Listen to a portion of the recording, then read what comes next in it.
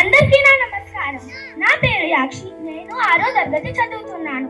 వేదికపై ఉన్న గౌరవనీయులు కరెస్పాండెంట్ గారికి, ప్రిన్సిపల్ గారికి, ఉపాధ్యాయులకు మరియు నా ప్రియమైన మిత్రులకు మొదటిగా మీ అందరికీ స్వాతంత్ర దినోత్సవ శుభాకాంక్షలు తెలుపుకుంటున్నాను. మన దేశ స్వాతంత్రం కేవలం ఒక రోజు మాత్రమే కాదు, అది మన మనసులో ప్రతిరోజు వెలిగించే దీపం.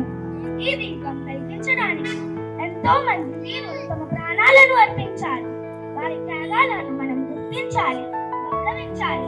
ఈ రోజు కేవలం జెండా ఎగరవేసే రోజు కాదు, ఆ త్యాగాలు మన గుండెలు నిలుపుకోవలసిన రోజు, నిలుపుకోవలసిన రోజు.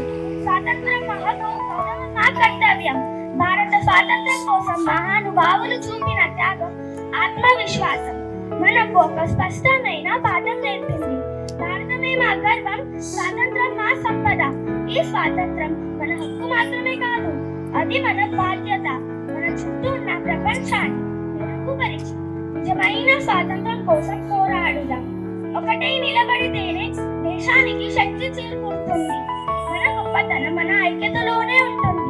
కులాలు, మతాలు, భాషల భేదాలు మన శక్తిని తక్కువ చేయకుండా మన గర్వాన్ని పెంచే బలాలుగా మారాలి. దేశం అంటే మట్టి కాదు, దేశం అంటే మనుషులు. దేశం అంటే కేవలం మట్టి మాత్రమే కాదు, దేశం అంటే అక్కడ నివసించే ప్రజలు అని చాటి చెప్తాం.